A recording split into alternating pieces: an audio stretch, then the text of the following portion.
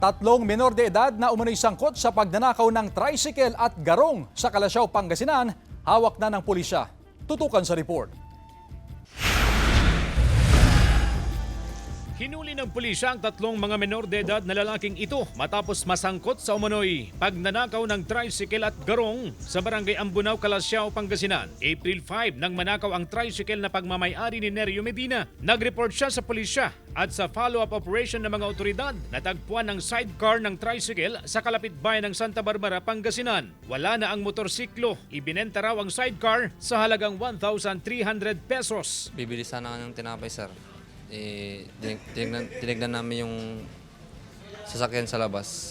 Wala na po. Yung sidecar is allegedly binenta po doon sa Barangay Tulyao sa isang junk shop. Ayon sa pulisya, nakilala raw ang dalawang lalaking nagbenta ng sidecar sa junk shop. Kasado na ang isasampang kaso sa kanila. Ang dalawang lalaki, posible raw na kasama ng tatlong menor de edad na nahuli matapos madiskubre ng autoridad na ang gamit nilang motorsiklo ay ang tinanggal na motorsiklo ng ibinentang sidecar sa junk shop. Naaktuhan daw kasi ang mga binatilyo na nagpapaihi ng gasolina mula sa isang nakaparadang garong sa Calasiao.